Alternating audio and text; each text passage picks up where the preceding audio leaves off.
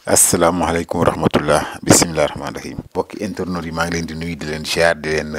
bégee di leen ñaan nag ngeen aimé partagé vidéo bi tey nag exercice bu njëkk bi dama ci tànn ñeenti chaîne muy Seneweb Sans Limites Solution ak télé bu baax bi T3B tey jii jël naa sama temps suivre leen noonu nag lañ koy jàppe chaque semaine wala chaque 2 jours dinañ jël 4 chaînes ce matin xool naa Seneweb instant bi ñu def seen live ñi ngi woon ci ay 2500 et quelques Sans Limites aussi ñoom tamit ñi def seen live ñi ngi woon ci ay 10 000 et quelques Solution aussi bi ñu def seen live ñi ngi woon ci 14 000 et quelques T3B aussi ñoom ñi ngi woon ci ay 1800 et quelques bi ñu demee tam ba le soir gis nga Solution moom daanaka moo jël ndam li parce que ñoom ñu ngi ci 70 846 après 9 heures de diffusion macha allah ñoom moom télé la boo xamante ni gars yi bëgg nañ ko dama bëgg rek ngeen xamal ma pourquoi seen choix ngeen porté ko ci Solution et puis lan moo tax format bi ñetti nit la ñu toog di traité ay sujets yoo xam ne yeneen télé moom la ñuy traité bon léegi lan moo tax nit ñi préféré bu ñu def live gars yi dem fa bu ñu paree tamit gars yi continué di seetaan Solution loolu nag yéen a ma koy xamal ci commentaire yi léegi tamit gis nga T3B aussi ñoom 8 heures de diffusion après moom mu ngi ci 11